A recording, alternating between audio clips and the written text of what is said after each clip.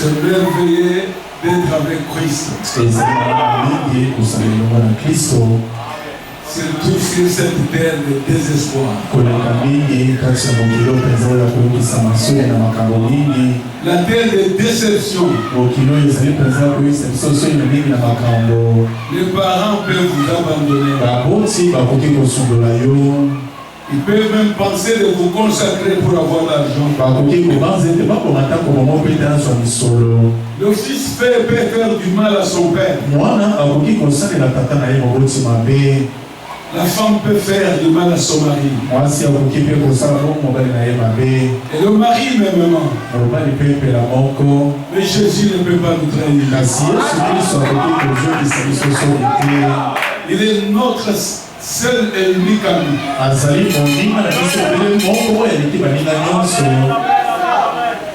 Des fois, il faut le chanter, c'est moi, le louer, pleurer.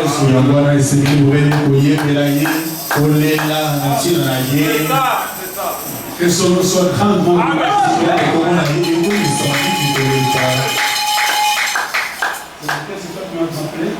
Bienvenue. Ok. Gloire au Seigneur. Que Dieu bénisse. C'était un homme qui était dans la voie de la prêtrise. Si Dieu te fait sortir dans cette voie-là, comme votre ami est là, c'est lui qui est au fond.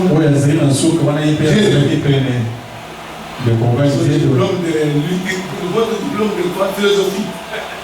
C'est bloqué là-bas parce qu'il a fui. C'est lui qui peut quitter l'église catholique à ce niveau-là, c'est un psychologie. Il était déjà dans la gorge de Satan. Mais tu es le puissant conquérant dans la bataille.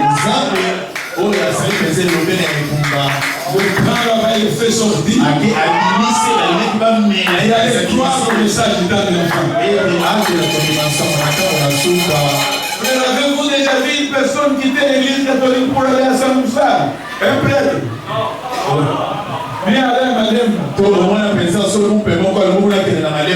C'est seulement au message du temps de l'enfant.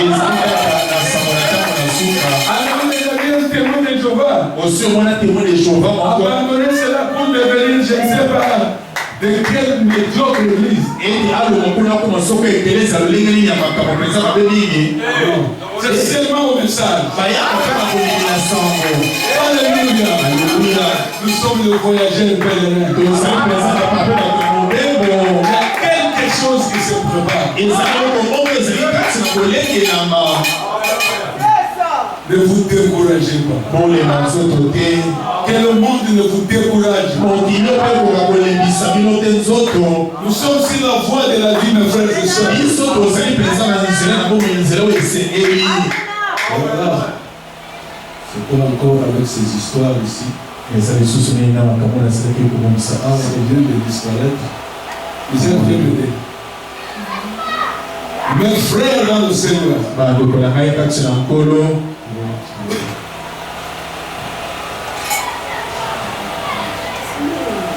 N'ayez pas un découragement quelque part.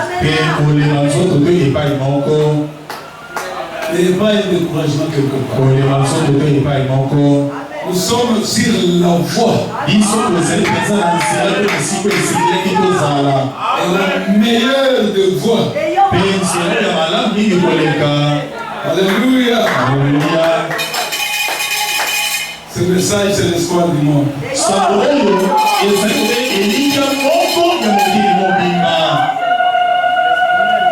pourquoi quand nous parlons des choses les plus profondes,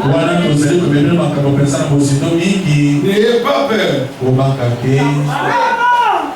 Préparez-vous seulement de les affronter. Jésus vous viendra au secours. Voyez ça. Merci. Mettez-vous debout, les autres. Nous sommes en Jean 13, chapitre 16, Jean 3, 16. Car Dieu a tant aimé le monde et qu'il a donné son Fils unique, afin que quiconque croit en lui ne périsse point, et qu'il ait la vie éternelle. Dieu, en effet, n'a pas envoyé son Fils dans le monde pour qu'il juge,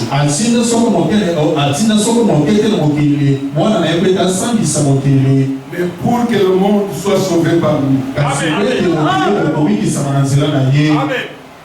Glorieux Dieu, notre Père Céleste. Nous voici encore ce soir dans ta présence, après avoir vaqué au lourd labeur de l'Égypte. Les enfants sont fatigués avec ces Congos pour avoir la nourriture, c'est tout un problème. Ils se débrouillent alors, Seigneur. Oh Dieu, faites que nous ayons quelque chose qui peut nous réconforter, parce que nous savons qu'en toi nous réussirons toujours. Le diable peut faire tout ce qu'il fait, mais en Jésus-Christ nous sommes plus que vainqueurs. Alors bénis ce que nous allons suivre. Qu'en paix de minutes, Seigneur Jésus-Christ, et conduis-nous et sois à côté de nos âmes pour nous parler dans un langage de fils de Dieu et fille de Dieu, né de nouveau. Nous nous abandonnons à toi et croyons que tu le feras, car nous demandons au nom de Jésus-Christ. Amen. Il vous comble le chant de précieux tradition. Nous allons évoluer aujourd'hui, c'est le mercredi.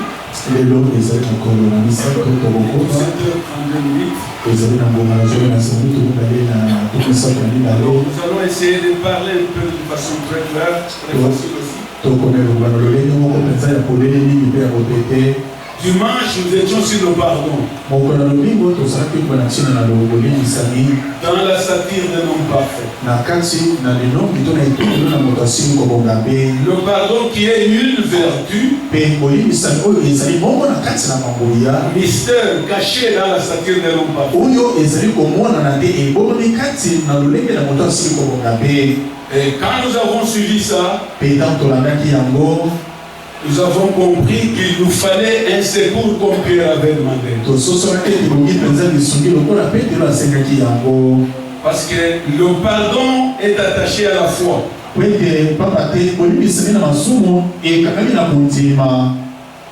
Et sans le pardon, vous n'avez pas la foi. S'il vous plaît, c'est ce que je vais préférer ne pas parler trop rapidement ou crier trop, mais vous dire quelque chose que vous devez saisir bien.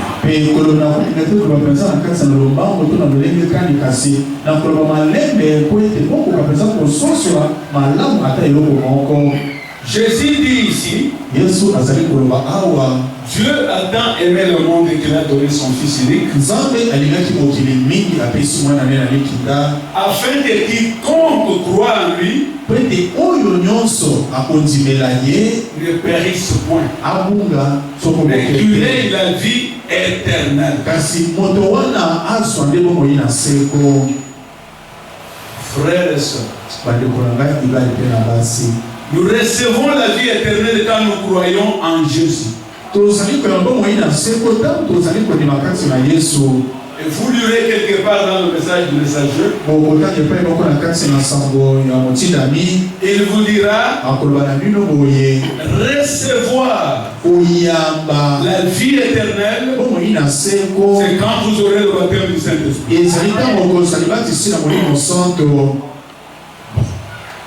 Ce n'est pas qu'il y a une contradiction. Si vous croyez, vous avez la vie éternelle sur place.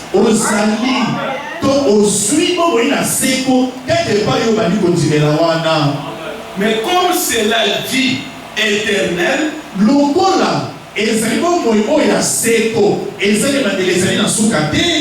c'est la vie de Dieu dans les êtres humains. Comme vous la recevez aujourd'hui, vous êtes venus à l'église, vous croyez que vous l'avez, mais vous êtes justifiés à ce moment-là. Dieu ne compte pas vos péchés. Mais selon l'enseignement du messager, il faut qu'on doit couper le serpent qui se trouve en toi par la parole.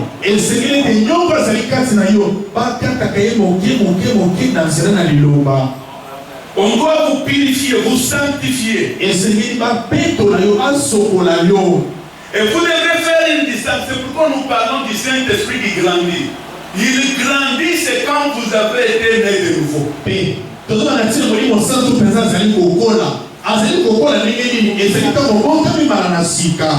Parce que quand vous croyez en Jésus, vous avez la vie de Dieu. Une vie, mais qui est faible en toi. Qui commence comme un petit bouton. Vous pouvez avoir d'autres manières qui ne sont pas tellement bonnes.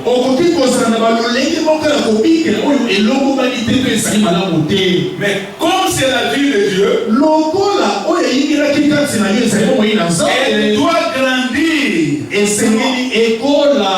jusqu'au baptême du Saint-Esprit. Et en ce moment-là, vous n'êtes pas enfant, vous êtes fils.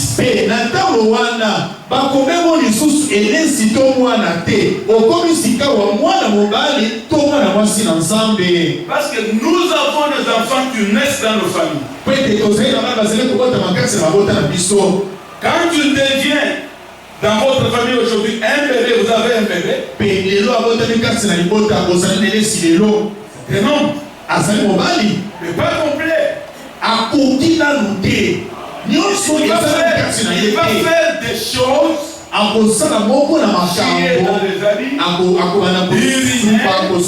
faire des choses qui sont pas bonnes. Vous allez le supporter. Vous connaissez qu'il est enfant. Il y aura l'âge que les parents ne supporteront pas que l'enfant chie dans les habits.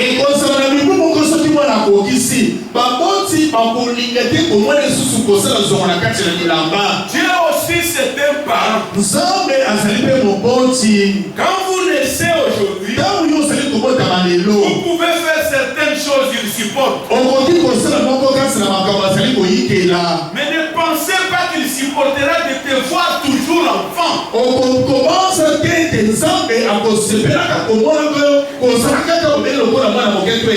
Permettez-moi de vous dire, si réellement vous avez crié par révélation, le chemin du ciel est ouvert.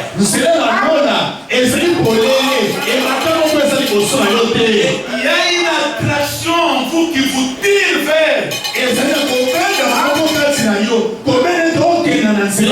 En fait, il faut le plus élevé.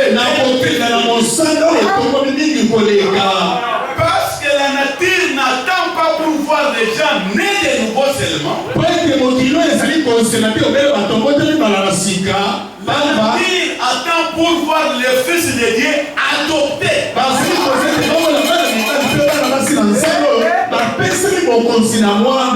Ce sont ceux qui sont adoptés qui peuvent manifester leur père.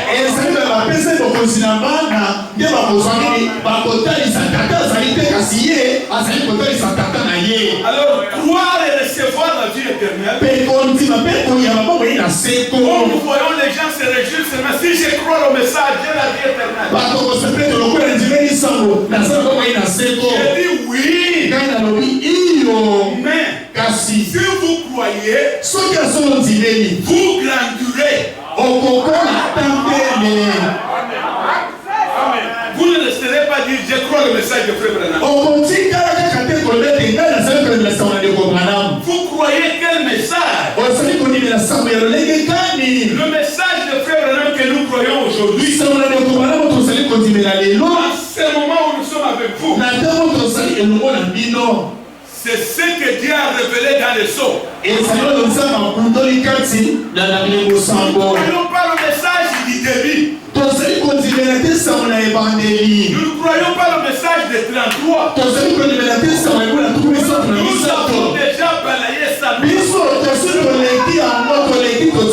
ne croyons pas le message des 47.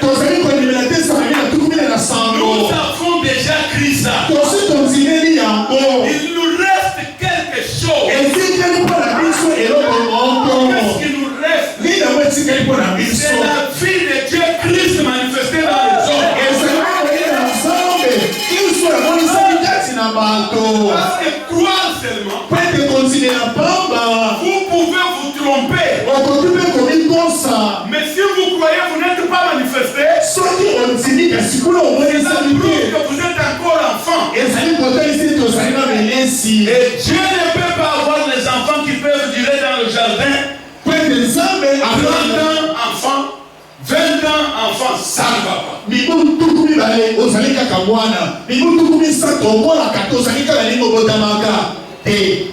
Ça n'existe. Alors cette affaire que nous suivons,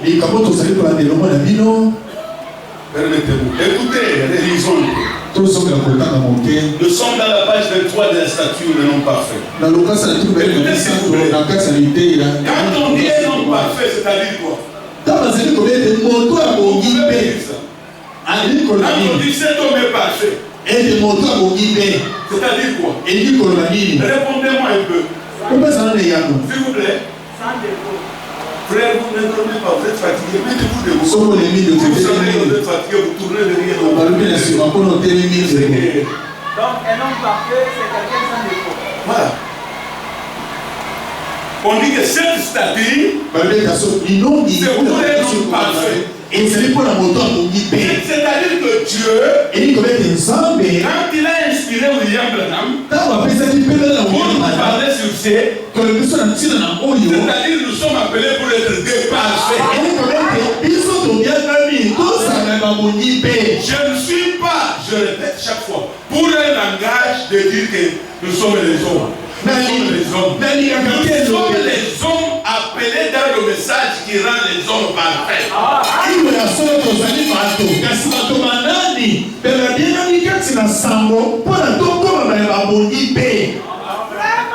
C'est amen, n'est-ce pas? Nous sommes des hommes. Nous sommes des hommes là. Il a déjà commis un acte qui n'est pas des croyants.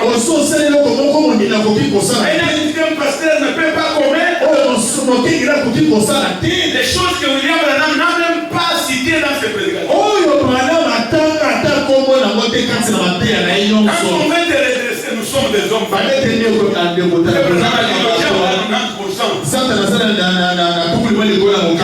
diable a 90%. Tout ce que l'enfant de Dieu peut faire vient du diable. Mais Dieu a 100%. S'il est là, il a 100%.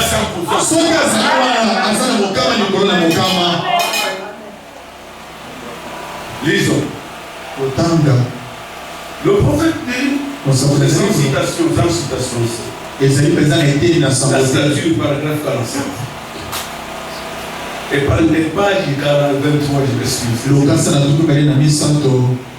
Vous commencez à refléter les œuvres de Christ sur eux.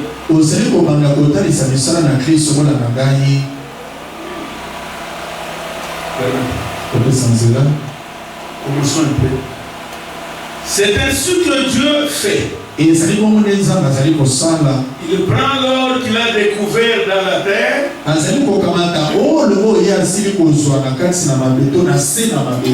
Nous qui creusons l'or, nous connaissons l'or quand on le ramasse. Et il le bat par le Saint-Esprit.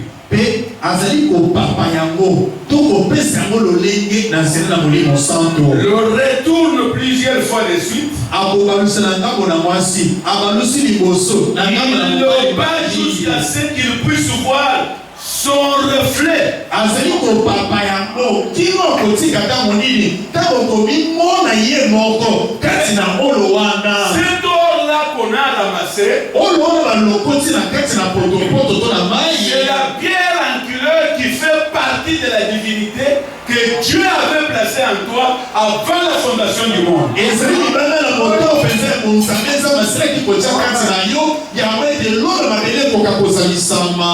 Maintenant il frappe cet or, cette divinité qui est couverte de saleté du monde. Sika azali kosokola, azali kopapa, kopesa lolenge na bonzambe oyo etonisaki na makambo mingi ya mokili. Il vous frappe avec son Saint-Esprit, la parole. Il vous retourne plusieurs fois dessus. Il le bat jusqu'à ce qu'il puisse voir son reflet. Il dit,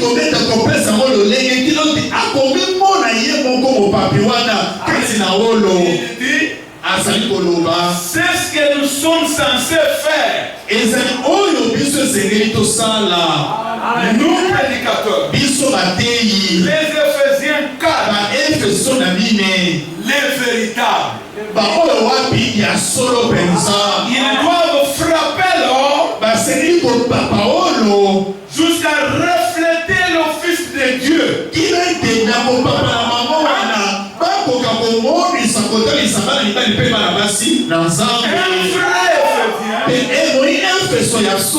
Ne se réjouit pas seulement d'avoir plusieurs croyants. Il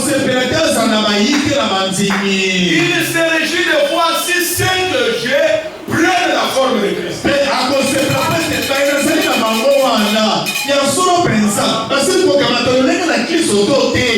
Qu'il puisse voir son reflet. C'est ce que nous sommes censés faire. Refléter l'office de Dieu. Et maintenant nous sommes censés accomplir son œuvre. Il a dit, celui qui croit en moi. Celui qui croit en moi fera aussi les œuvres que je fais. Vous trouverez les prédicateurs se tirailler sur les œuvres de Christ. Non, c'est seulement frère Branham. Je ne comprends pas. Les citations sont nombreuses. Ne fouillez pas d'autres citations. Frère Branham a sa place. Nous avons la nôtre. L'or est frappé. L'or que vous êtes est frappé.